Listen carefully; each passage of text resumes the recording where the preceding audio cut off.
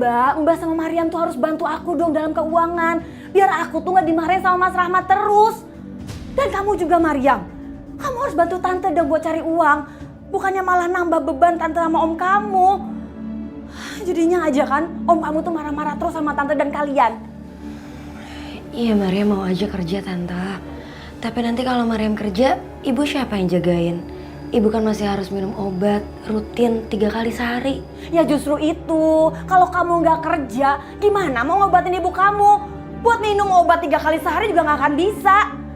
Lagian kontrakan itu nggak gratis. Kalau kamu nggak bantu cari uang, kita semua bisa diusir, tau nggak? Tolong dong, kalian tuh jangan tempatin Tante di pilihan yang susah. Ya Mariam, betul kata Tante Wati. Kamu harus bantu cari uang. Jangan sampai kita di sini jadi beban. Ibu juga nggak mau kalau Tante Wati dan suaminya berantem terus gara-gara kita. Ya tapi kalau aku kerja ibu gimana? Ibu nggak apa-apa kok. Ibu juga ikhlas kalau ibu ditaruh di panti jompo. Tuh dengerin Mariam, ibu kamu mau kok dititipin di panti jompo? Enggak Bu, aku nggak rela kalau sampai ibu dipindahin ke panti jompo. Lagian aku ini anak ibu, udah seharusnya aku tanggung jawab sama ibu. Lagian Tante Wati juga, dari kecil kan dirawat sama ibu udah kayak anak sendiri. Harusnya Tante Wati itu ngerawat ibu di masa tuanya. Ya iya sih memang, tapi kan yang protes ini kan Om kamu sendiri. Kalau kamu nggak ngikutin ibu kamu untuk titipin panti jompo, yang ada pernikahan Tante nggak akan aman, Mariam. Kamu benar Wati. Mariam, sudahlah nak, ikuti kata tante kamu. Enggak Bu, Mariam gak setuju. Lagian emang Tante Wati itu harusnya berbakti sama ibu. Iya tapi kan Tante bukan anaknya ibu kamu. Kalaupun Tante harus balas budi, ya sewajarnya aja lah. Gak perlu Tante harus berbakti segala. Sudah Mariam, sudah. Kamu jangan ngelawan tante kamu.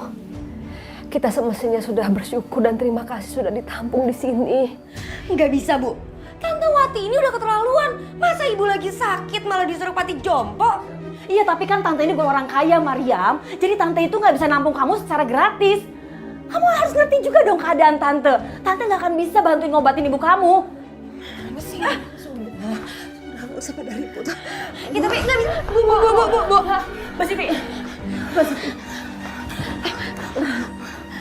Angkat Mariam, angkat. Gimana dokter keadaan ibu saya? Setelah saya periksa dan berdasarkan hasil tes dari lab,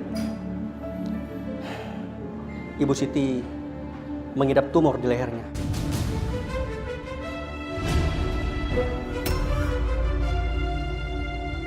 Ya Allah, emang separah itu dok?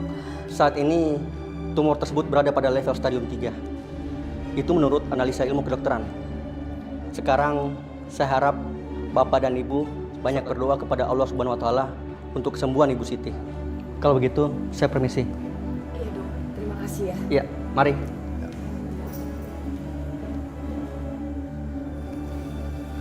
Mariam, Wati, dari awal kan aku udah bilang, aku nggak mau nanggung semua biaya rumah sakit buat Mbak Siti.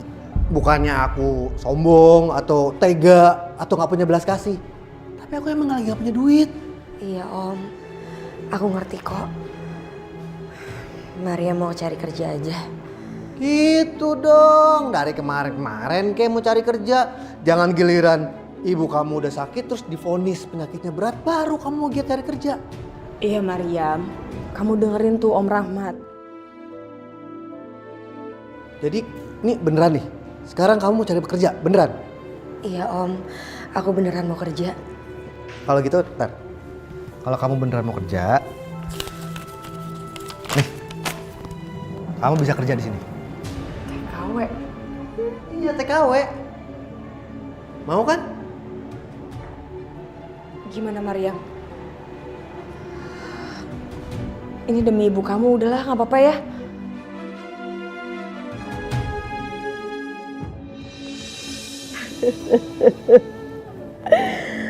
Mariam, kamu jaga diri baik-baik ya nak. Kamu jangan lepas sholatnya.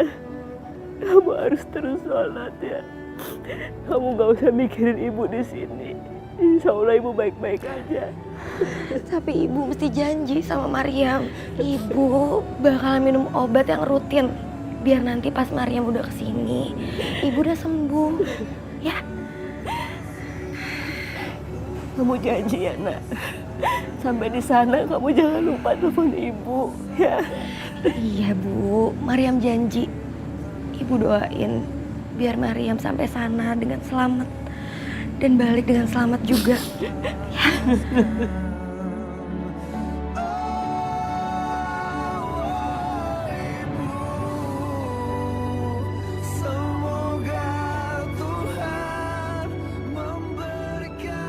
Mbak, Mariam, kasihan tuh supirnya nunggu.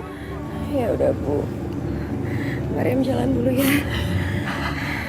Hati-hati ya. Assalamualaikum. Waalaikumsalam. Mariam, kamu hati-hati ya di sana. Assalamualaikum Tante. Jangan lupa ya.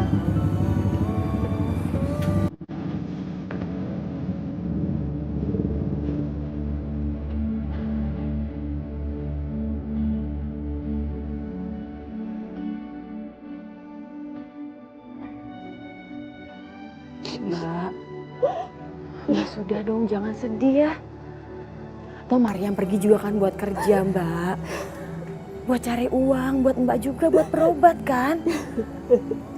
Makanya Mbak, kalau Mbak nangis terus, Mariam gak akan tenang kerjanya. Sudah ya, gak usah sedih.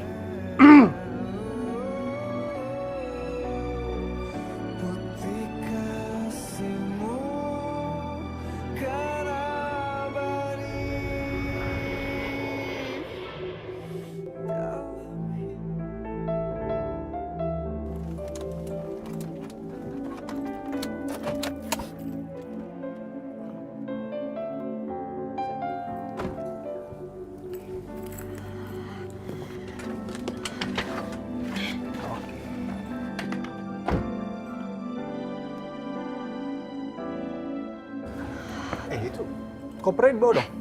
Iya, abis rumahnya gede banget mas. Iya. Tapi kok ada di tengah-tengah hutan ya? Ya gitu deh. Jadi gini, pokoknya kamu di sini harus kerja yang baik supaya majikan kamu itu senang, ya kan? Nah orang kayak gini biasanya itu bisa ngasih lebih gaji kamu. Nah jangan sampai buat salah, takut kamu dipecat kan? Lebih parah ya kalau misalkan kamu dipecat, terus majikan kamu nggak bisa balikin ke agen.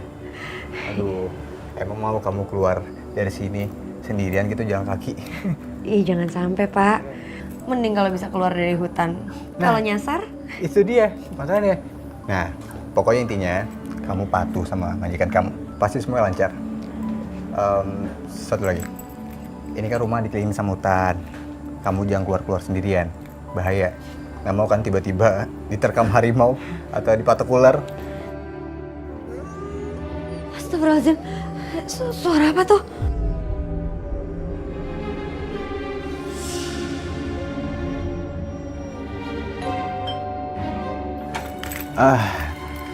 Ini sih, Bu. Saya Yusuf, agen yang ngantar TKW baru buat Ibu. Oh, oke. Masuk. Ini. Ya, bisa. Pak, Pak? Ya, Yusuf. this is my husband ya. Gak usah sok ramah kamu di sini. Saya nggak suka. Oke gini ya. Kami tuh ya pernah cukup lama menetap di Indonesia. Belakangan juga kami seringkali bolak-balik ya ada bisnis dikit-dikit lah sama orang Indonesia. Jadi bahasa Indonesia kami cukup fasih. Iya. Jadi siapa nama kamu tadi? Mariam. Mariam, please ya. I mau you bisa bekerja dengan baik di sini. You wajib cerdas. Soalnya kami tak suka punya pembantu yang stupid, ya. Iya nyonya.